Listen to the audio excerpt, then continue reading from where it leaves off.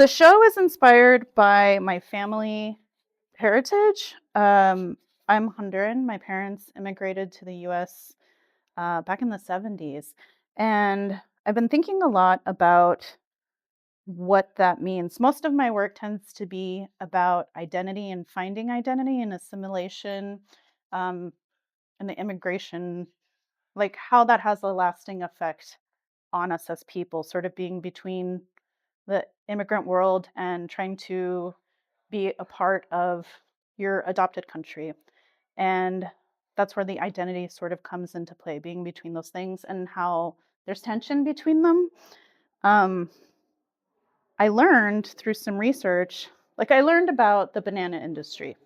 And the more I researched, the more, I don't know, surprised I was that there's this sort of history that I didn't know about. And a common fruit, bananas, we all eat them, how much it affected the history of Honduras.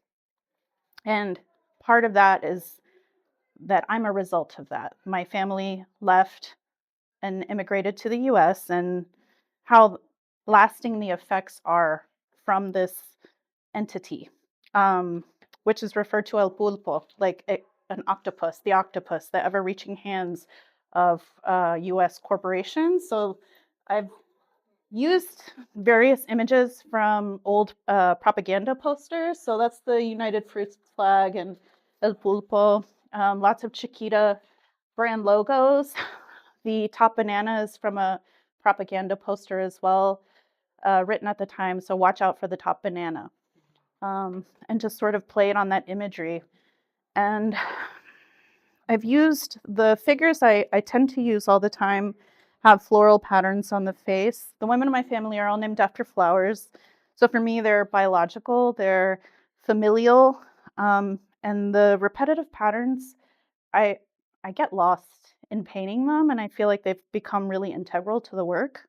So I've wanted to make these sculptures for some time, and this was the perfect opportunity to sort of translate the work into these sculptures, and incorporate the research that I've done on the United Fruit Company, which was established in 1899, and like I said, completely changed the course of Honduras's history.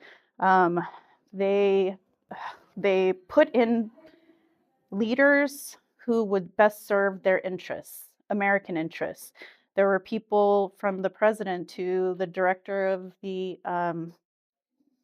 CIA and the Dulles brothers. They all had financial incentive to benefit from the oppression and exploitation of workers in Honduras. So any sort of opposition, they would come in and send military groups to basically murder people, put in puppet governments who would bend the knee and create favorable conditions for them as far as land and laws and um, working conditions, which were very dangerous.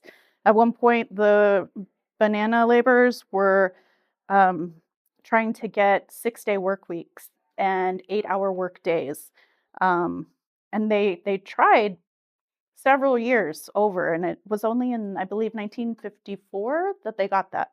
Another thing was that United Fruit would give out vouchers instead of actual pay, and they had United Fruit stores all over. So that was something they wanted, actual physical pay, which I learned about from my mother, which I had no idea. I think that's maybe what sparked my interest, is that she remembered those coupons and going to those stores. So it's like it directly affected my family, and again, like being a product of that and sort of learning this history about myself and why I am here in the United States and why I felt so drawn to a simple fruit. And it was important to me to create the work because I feel like there's so many parallels going on in the world right now of exploitation of oppressed peoples and resources by the US. And it felt important to sort of bring attention to that and awareness, because I feel like history is very important and history does repeat itself as we're experiencing now. Um, but I wanted a sense of the figures sort of emerged from the earth because we come from the earth, like the bananas and they're a part of the land and the people, and I wanted to share that and bring awareness to this history and how even in the early 2000s, United Fruit became Chiquita Banana. Chiquita Banana in the early 2000s was found guilty of sending or funding paramilitary groups in Central America, again, to murder people who were banana laborers who are working for better conditions, more money. Um, so it's something that's ongoing, but I mean, where do you pick? You know, there's so many things going on in the world. It's like, oh, I can't watch the news because it's too overwhelming for me. And I don't know, it's like one more bad thing to write on your list of, I don't know, terrible things that are going on in the world. But this is one particular story and it's mine. So thank you.